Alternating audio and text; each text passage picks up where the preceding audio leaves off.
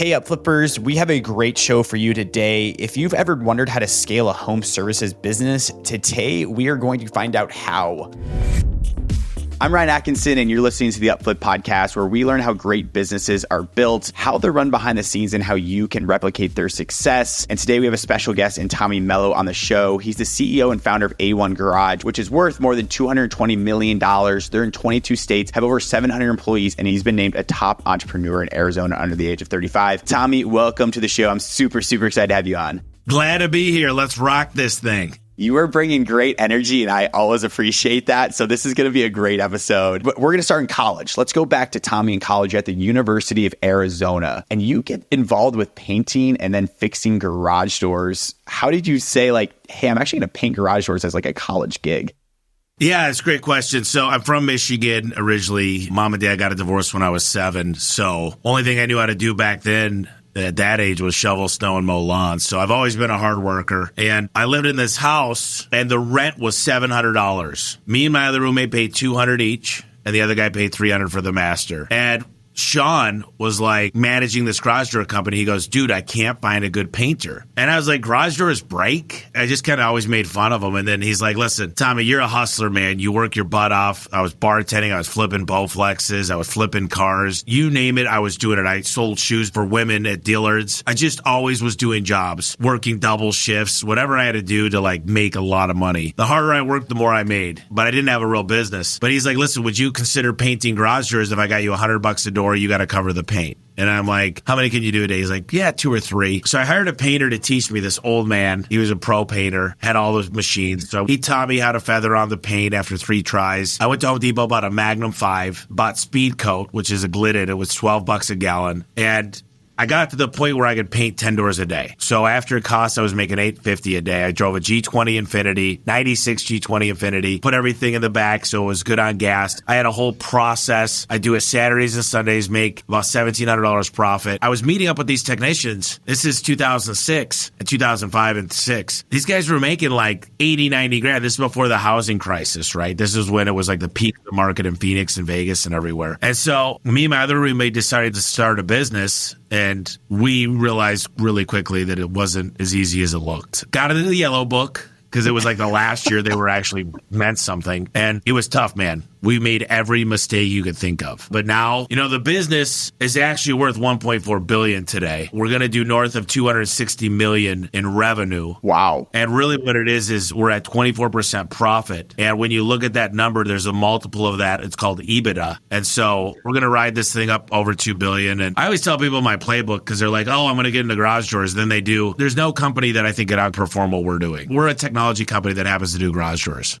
I mean, we're playing in a different league. We're 5 moves ahead in chess, and these guys are just trying to get on the checkers board. I love that. Well, I want to add layer context onto this as well. How old were you when you started this business? Because obviously, first business, people are going to make a crap ton of mistakes. They don't even know what they don't know type of thing. But how old were you when you started this business and started to scale it? I formed the LLC when I was 23. I'm 41. It's almost 2 decades ago. And so you're making a ton of mistakes at the beginning here, but you are developing this playbook to actually scale it. And let's talk about that playbook. What have been the 2 or 3 most important things within that playbook to really grow A1? What we did was in 2008, I met this guy. I was his friend, but he was a CPA named Aaron. And he goes, he only worked with 10 clients. He was he fired all of his clients and only worked with these massive, multi-millionaires, very wealthy, affluent clients. And I met him and he goes, why don't you come into my office? He goes, I probably wouldn't even take you on as a client, but for some reason I like you. I feel like you got a lot of potential. I see something in you that I don't see in a lot of people. And I think you're going straight to the top. I really believe you'll be on a rocket ship. And so he handed me this book. He said, this is called The E-Myth Revisited. He goes, what's the last book you read? I was like, maybe To Kill a Mockingbird or Lord of the Flies. I don't know. It was in high school. And so he handed me the book. I devoured this book. I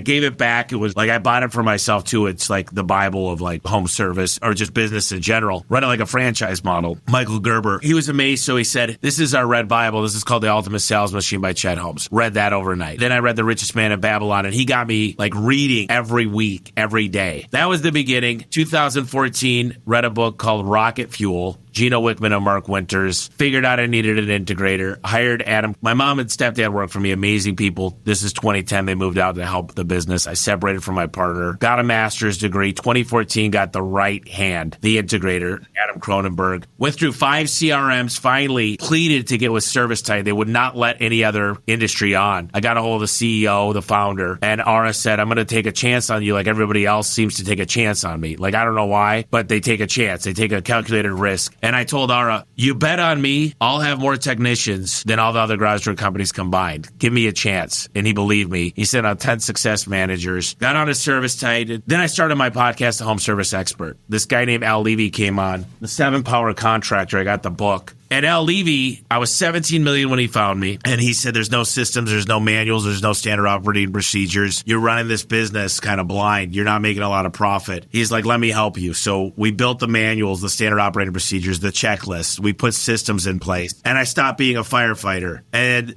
he comes to me one day, he gives me this black and white piece of paper. He goes, I took a picture of your truck. He goes, it's black and white. Tell me what you even do from this picture. It doesn't scream what you do. And I said, you're right. It's not very good, is it? And I had a lot of pride. And so I got to 40 million and I went to this guy, Dan Antonelli. He wrote a book, Branded, Not Blanded. And I redid my logos and my website and made everything match. And my ticket average went through the roof. I was 40 million and I decided to rebrand. And people lined up to work for me. Clients started knowing that I'm the best value, not the lowest price. Everything changed after I rebranded with KickCharge. And since then, I'm on Power BI. I'm using Rillo Voice. I'm using Chirp. All these technologies, this AI, this machine learning. Like I said, now I care so much more about the people that I work with because if I focus on them, I wrote the book Elevate, build a business that everybody wins. I feel like if I put them first and I focus on their dreams, my dreams come true as well. That's what I think with Spacebar Visuals as well. Like my own agency is like, you win if your people win. It's not like the other way around of like, I need to win first and then everyone else wins. It's like, no, my employees win and ultimately like our business wins. So I feel like it's putting their needs in front of like your needs almost to make sure like they're set up for success in the most ways. And I feel like a lot of synergy is there with like what you've done and like how you lead.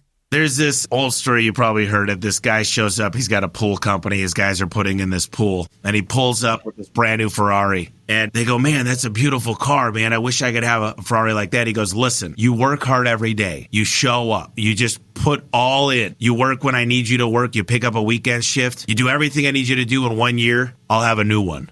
And that's how most owners think, man. You work hard for me, I'll continue to live great, but you're going to stay in the projects. You're going to be on Section 8. You know, you're going to be struggling. I created a path for true wealth in this business. I got 25 technicians that are like my boys, my brothers, that have equity in the company. And there's a chance for everybody to get equity in this business. Yeah. I'm curious. So when did you start doing that equity in place? Was this from like 0 to 1 million? Was it after 25 million? Or like, when did you start to identify like, if I'm going to scale this thing to the next level, like my employees need to have ownership in this as well? So everybody that I've ever met does equity after they do their first deal, when they get a sponsor, when they get a PE company, when they do a strategic partnership. It's easy to take this profit and say, I want to give you money so you stay on, right? I did it pre-doing a deal. So I did it when I was 12 million of EBITDA, ran up past 27 million after I gave back. I wanted everybody rolling in the same direction. I wanted to have a stake in the outcome. I wanted them sprinting at my goals. And that's one mechanism to do it, but it's difficult. Like you need a great lawyer. And I've got a plan through Home Service Freedom that it's a tenth of what I paid, but it's expensive. And the way that it works is there's this threshold. Like, let's say your company's worth 10 million today. The equity incentive program, if I gave you 1%, let's just say I gave you 1%, you're my CFO, and the business goes to 100 million. You'd make money on that 90. Because the 10 automatically, like for tax reasons, belongs to like me. And then now you got a stake in the growth. So 1% would be of $90 million is, you know, $900,000 if it got to 100 million. And I gave away over 20% of the business to 25 people. And lots of millionaires came out of the first deal. I should have 100 millionaires come out of the next deal.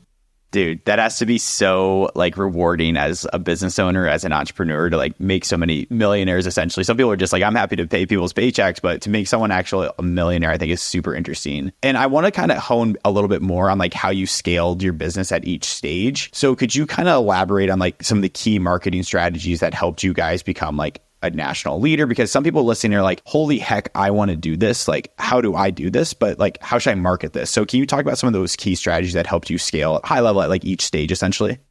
Yeah, well, I became infatuated with Google right after the Yellow Book failed. I learned there's 4 algorithms on Google now: pay-per-click, local service ads, the local GMB, Google My Business page or GVP, and then there's organic search. I'm obsessed with every single one of those things. I'm obsessed with reviews, user-generated content. I'm obsessed with reputation management. I'm obsessed with figuring out the algorithm and feeding it what it needs. I've got this company my buddy started called P-I-N Parrot, pinparrot.com. And I started to work with him 6 weeks ago. And he pulls out of my CRM and posts this content automatically from salvage-title onto my page. And I've doubled the phone calls. Like, I've doubled the calls from my GMBs. If you look at the pins of my rankings, it's spreading out. It's all green in the number 1 spot. Like, these are the things. I'm the early adopter. I test things. I A/B test. But Google's where you go for demand. You don't go to Facebook when your toilet doesn't work. You go Google plumbing repair or whatever, your city. So I became obsessed with marketing. I'm a marketer. That's my number 1 thing. I'm a marketer, number 1. Number 2, I love sales. And then right equal to sales, I'm a leader. I'm a culture. I'm the glue. Like, I'm the good cop in this company. And I've got the vision.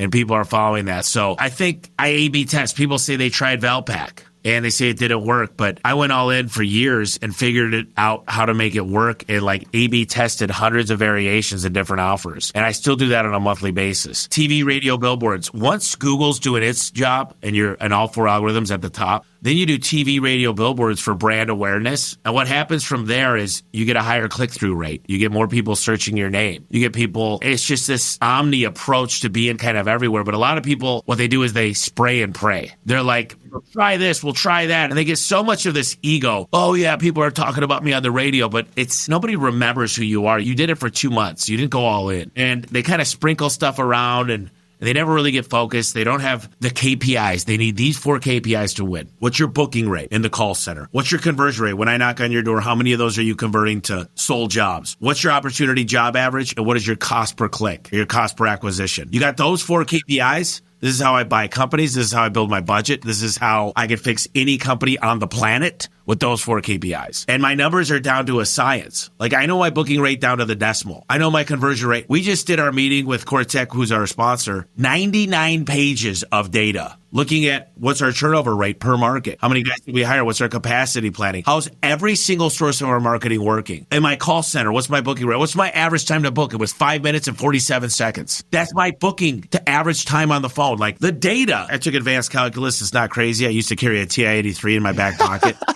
Like, it's all a formula. It tells me where to be working today. And a lot of people are like, as long as there's money in the account, I guess I'm doing good. I'm like, I'm a data guy. That's interesting. I feel like what I'm hearing from there is like, know your metrics, know those 4 KPIs, and like live and die by those KPIs and always looking to improve them. When it comes to like the conversion rates one, I'm curious, like, what are the numbers that you're looking for? People are like, yes, like those are the numbers I will live by. If Tommy's living by them, what are like good numbers for you?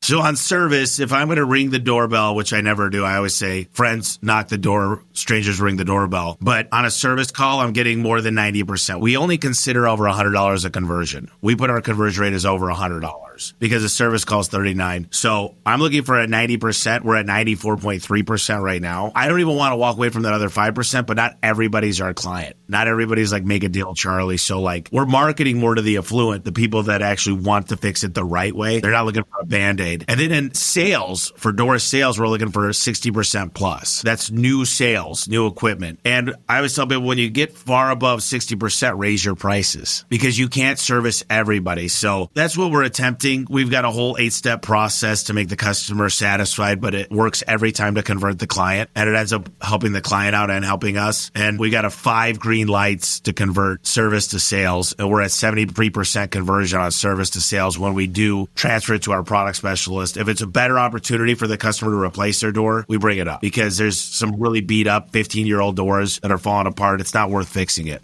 Let's talk a little bit more about like a small business owners looking to expand. What like key advice would you give to them that are wanting to expand like their operations geographically? Because you're in over 22 states, like you have done this successfully many times. You advise people, you have consulted people. How would you advise people to expand that are looking to expand? Well, everybody's like, I want to be like you, Tommy. And I'm like, well, I lived in an apartment for 5 years. I own the apartment complex. I drove a used salvage-title Titan with a 180,000 miles on it. I decided everyone will have a new truck before I get one. You know, it takes delayed gratification. I just want to tell people this isn't like you start a business. You're going to spend 5 years just to sweat equity. Like, it's not easy. Your chances of failure are over 90%. Your chance of getting over $1 million are slim to none. So it's not for the faint at heart. But what I can tell you is, as far as when you're trying to expand, own your own market. Own where you go to church. Own where you have friends. A lot of people, they don't have any market share and they decide to expand. If I could go back in time, I would have said, when people say garage doors, or if you do hot water heaters, like, your name is like, that's the hot water heater. That's the plumbing company, right? Like, don't be small before you expand. Own the market. Figure out how to take lots of market share from where you live. Because it's harder when you're 2 hours away. That's the next advice. Pick your next market that's big, that's close, that you could drive to if something goes wrong. So I did Phoenix, then I did Tucson. Then I did Milwaukee because I spent a lot of time there with my sister. She's 6 years older. So I spent a lot of time in Phoenix. Where's the next time I spent time with my niece and nephews is in Milwaukee. So I was flying out there all the time. It just made sense. But if I could go back in time, I would have said, own the market. Be big. Be the number one player in that market before you expand.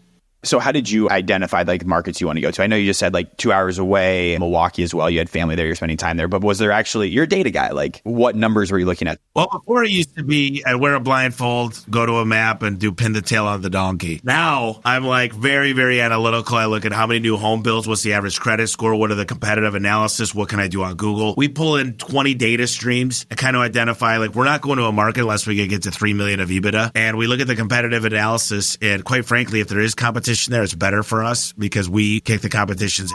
There's a lot of private equity guys getting in, these white collar guys, these Ivy Leaguers. They do not know what they're doing when it comes to blue collar. They're great at numbers. They understand the right decisions to make, but they have no heart. They have no EQ. They have no passion. They don't know how to talk to somebody that didn't have a mother growing up or to have a father growing up. They don't know how to talk to somebody that never knew how to build a budget. So they kind of think that just doesn't stink. And I don't believe that. Like, I know I am a blue collar guy. I was the guy fixing the garages for 8 years. So that's the missing piece that everybody doesn't understand. If they're super smart, their just personalities suck. They care about themselves only. Yeah. They're just trying to win. They're trying to get ahead in the rat race. They got to look out for other people. And that's why the smart guys getting into this, they don't stand a chance. And the blue collar guys, they got to learn some of these white collar ways of like using numbers, using data, looking at financials. And you got to kind of mesh them both. I'm like a hybrid of both.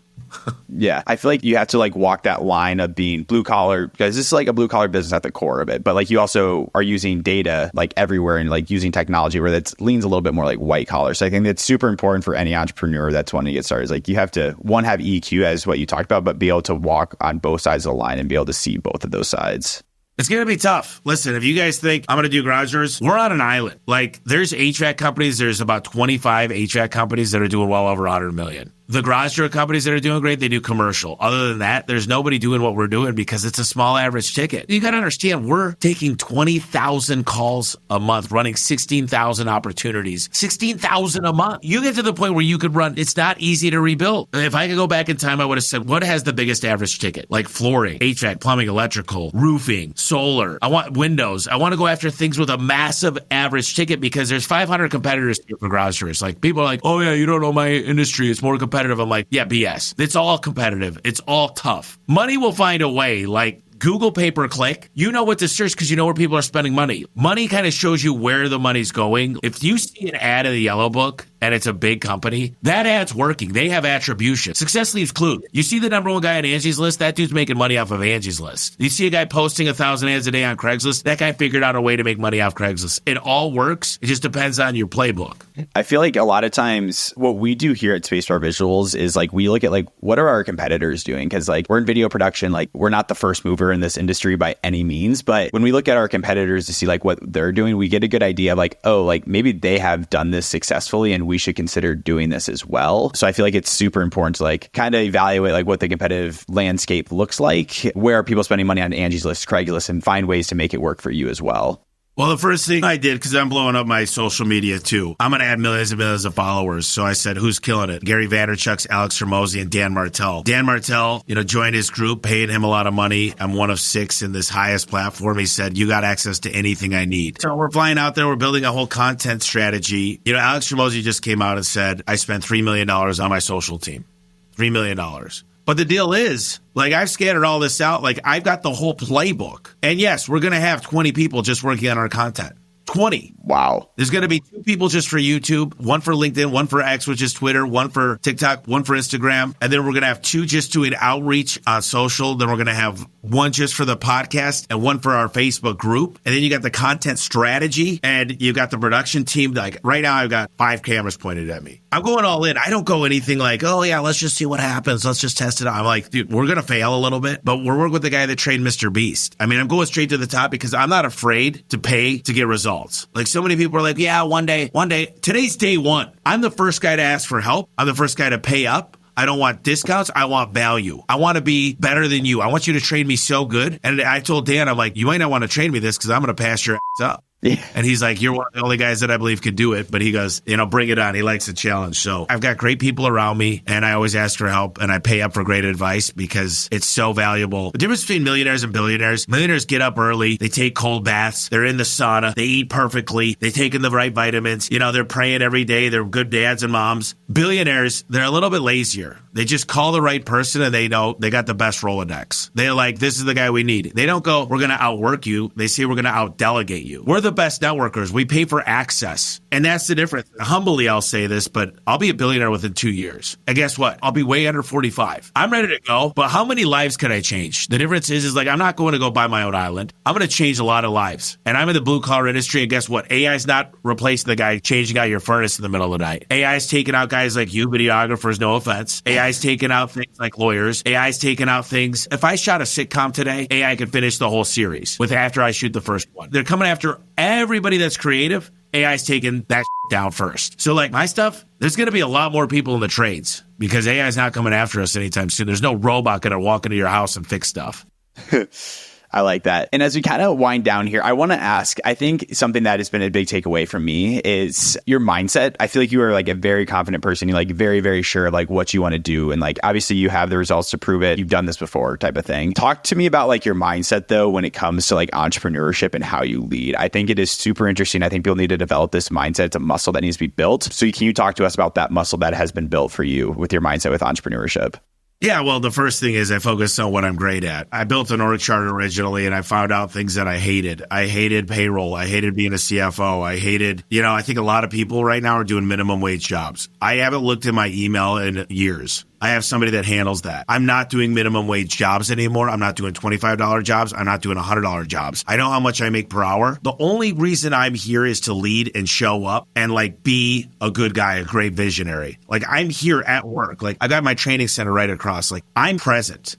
So I think it's important that I paint the vision. I'm the glue. I'm the guy that I lead from the front and I eat last. Right? So that's the first thing. The next thing is there's a great book by Gary Keller called The One Thing. I got so focused on garage doors. Every once in a while, I'd kind of go out of my lane and I'd be like, I'm going to flip houses. I'm going to invest in a bar. I'm going to do this. And it's like, you got to shut everything out. You got to be so consistent and have discipline and delayed gratification. Stay on that road. Ignore everything else. Because people start making money from this one thing and then they pull it out and divest when putting it back in is how you compound it. And then once you have this money and it's hundreds of millions of dollars that grow into this tree or even $5 million, now you've got enough money to put it into other things and hire the right people and build. But these ideas that get you sidetracked, if you lose your focus, you lose everything unless you can put people in charge of those things. So I became a really good delegator. I mean, I really believe if you're going to get into home service, you got to read the 7 Power Contractor. And then the other thing is Buy Back Your Time by Dan Martell. I've got a full-time driver started, the full-time chef started. I've got 2 housekeepers, and I'm not bragging about what I have. I just realized my time's more important than this stuff. Like, I should not be mowing the lawn unless it's my favorite thing to do. I love walking my dogs, but I still have dog walkers. I walk them like the second walk. The thing for me is if you love doing something, do it. If you don't, hire somebody else and do what you should be focused on. Where do I make the best ROI? In my garage door company. Podcasting is fun for me. Like I get a lot out of this. Like it's fun. It's like my adventure. It's my creative side. I do this for me, but like A1 is my core. I'm the CEO of this company and it's like, this is my story. It's A1. It's my family. And so many people, they just divest their time. They're not focused. They don't delegate well. They do things they shouldn't be doing that don't really bring an ROI. And it's unfortunate because it's not only about money, but you got a fiduciary responsibility to yourself to make as much profit as possible. You know, money is not the root of all evil. The love of money is the root of all evil. And as long as you're using money to grow your community and giving back to your people and helping your family accomplish dreams, then it's not a bad thing. But some people praise it, and that's when it becomes evil. I love that. This has been really, really insightful. I love this conversation, but we're going to go to our last segment here of our Fan Blitz questions, which actually comes from our community. We have some really good questions here. I'm excited for you to get into these. So we have 5. We'll start with the first one here. How do you know what systems to set up when going from 330K to 1 million? Yeah, so what you want to do is there's a whole team of technology people. Like, you got to understand, what are your goals? What's your vision? When do you want to sell? What does the business look like in 10 years? I mean, you got to understand the path where you're going and then reverse engineer what software you want to use. I think a lot of people are like, I'm not big enough for that yet. And I always fake it till I make it. Like, I'm not going to have to want to pivot softwares when I grow. It's harder to change as you grow. So you want to go on the right systems early on and just, even if you're too small, like figure out a way to get on it so you don't have to rebuild everything. Because people are like, yeah, once I get bigger, I'll figure that out. But really, pretend that you're big. Walk in a room like you're the biggest deal. Walk in a room like you're a billionaire already. Pretend, like, manifest this stuff. Don't start with these, one day I'll get on that. Man, it's hard to change once you grow. It's very easy to make these changes when the business is in its infancy stages. That's really good advice. If you were to start again in 2024, what would you do differently? I would have focused on the largest average ticket. I would start like the day one. I'd make sure I have enough money, first of all. Like, a lot of people start with 10 grand in the bank. Like, when you're going to start a business, make sure you have great credit. Make sure you form your LLC. Start to develop, go in there on purpose. Start to develop your Dons and Bradstreet business credit and get branded correctly. Like, I had no idea how much the brand mattered and the brand story. And Donald Miller wrote the brand story. Having the right brand by Dan Antonelli with Kick Charge, and having the right brand story and doing things intentional and not just kind of fly by night, not reading a book and saying, I'm going to go start an LLC and I'm just going to figure it out as I go. It's by design. To get to $1 billion, I needed 2,000 technicians. Now I only need 1,000 technicians doing $1 million. So I've just reverse engineered what needs to happen each month for me to get there by 2026. It's mathematical. It's a certainty. It's math. So I think going in intentional is a big deal too. And there's one thing nobody could ever take away from me. Google could change their algorithm. Angie's List could change. Craigslist,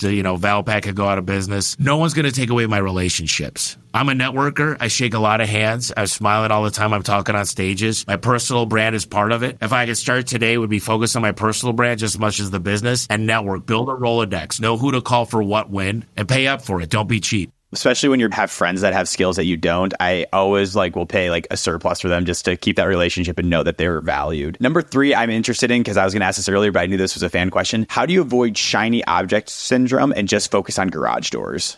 Yeah, so as an entrepreneur, we like to say yes a lot. We like to say, of course we could handle that. If we put our minds to it, we could get it done. So a guy taught me this years ago is we can still say yes, but say not now. I'm too busy focused on the one thing. So it's hard for us to say no. Like Gino Wickman would tell you, you just say no to everything. And he's kind of an introvert. He's a high C personality. I tend to just say, that's a great idea. I'll put that on the docket. Like what Al Levy taught me is you got your top 100 list. You build that into top 30. And then you go after your top 5. They're impact areas. What's going to impact and get the best results for the company to make the most amount of return? Culture, it's hard to put a dollar figure on culture, but that should be at the top of the list to make sure, because if you do not build your culture, it'll build itself, and the culture is everything. But yeah, I would say you got to stay extra focused, man. You got to keep your head down. You got to keep reminding yourself what the plan is. And you got to have a written down plan. It's got to be written down. Like Harvard did a study, you're 12 times more likely to hit your goals when they're written down. And we've always heard that when you really practice it. And you say, is this helping me to help the main goals that I'm driving? And it's so easy to get distracted, man. We all have ADHD when we're entrepreneurs. We all are these visionaries that think we can do everything. Keep your head down. Racehorses wear blinders for a reason. When you go to the Kentucky Derby, they're wearing blinders. They're the elite thoroughbreds, right? They wear blinders to focus on winning. Wear your blinders and focus on the plan you wrote down.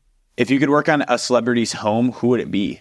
I would go to Elon Musk because there's nobody else to even talk to. I don't even care about anybody else. That's the one guy. He'll be the trillionaire of our time. What he's doing for humanity, the way his brain works in space and the stuff that I love, I love what that guy represents. I know a lot of people don't right now, and that's okay. But when anybody asks that, I'm like, not Jeff Bezos, not, whoever it might be, not Warren Buffett. I'm going after that guy. And there will be a day I'm not ready for him yet. And a lot of people aren't ready for me because if I meet him, he'll probably confuse the crap out of me. Dude, I can't get to his level just yet. Give me a few years. I'll have the right team around me to kind of scale like he did. And that's the only thing is if I'm going to play golf, I'm focused on Tiger Woods. If I'm playing basketball, I'm studying Jordan. I'm not going after just how do you move up a little bit? Yeah.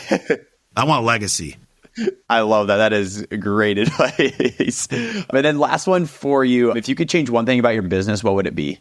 Change one thing about the business. Two things. I think one thing I would do is in the industry, I would make a lot more regulations. Like you have to be licensed. I would say it can't just be some felon that comes from another country that barely speaks English that just chuck in a truck. I want safe people in our industry doing the right things. And that's our industry. But for me, what I would tell you is I think we've gotten a little bit siloed, and the technology, like one person is using Microsoft, the other person's using Google, one person's using Zoom, the other person's using Loom. And like the technology, like go in and you got to train on SOPs on the technology stack you want. There's a great book called Come Up for Air. And as companies grow, they get super siloed. 5 Dysfunctions of a Team is another great book. And just making sure you're teaching on a technology stack, because one person's using Asana, one person's using Monday, one person's using Trello. And all of a sudden you got a lot of issues because the left hand's not talking to the right, and it happens all the time. And so go into that with a plan, because otherwise you're going to be paying for a lot of subscriptions and the team's not talking at the top together. And I want to thank you, Tommy, so much for your time today. Ton of good insights here. So yeah, thank you so much for being here today. Last thing I'll say. This is the very last thing. P.S. A lot of people want to know how I got ahead in life. Like, how did I grow this business so quickly once I figured things out? And the fact is, I traveled to every $100 million shop, and it was all HVAC. I said, who's got the most private jets? What industry? I figured out it was HVAC plumbing. So I called up these people. I offered them dinner. I told them I'm just a humble little garage door guy. I read their books. I came in with my, just really quiet with a notebook. And they said, hey, dude, we like you. We're going to help you out. And I traveled 1, 2, 5, 10, 15, dozens and dozens of shops. And what I figured out is I kind of owe everything to that. So people are like, how do I get to come see your shop? I don't charge anything. I don't sell you anything. I'm paying it forward. If you want to come see how A1 works, how we've scaled, how we train, our vision, our mission, our core values, and how it's all put together, you'll walk away with so much knowledge. I'm just here to help impact your life and your business. I'm here to make sure that you can show up for your kids. You just go to TommyMello.com/shop and you can book a free tour. You can bring whoever you want. And all my social media channels are on Tommy Mello, no W, Tommy Mello, MELLO.com. And I had a pleasure. I really appreciate being on here today. This was fun. If you've enjoyed this episode, be sure to check out episode 119 with expert entrepreneur Terry Rice, where he explains how to escape corporate burnout and be your own boss. That link is in the show notes below. You're the best, Tommy. Thank you so much. Everyone, please go check that out. Tommy's the man. Thank you so much.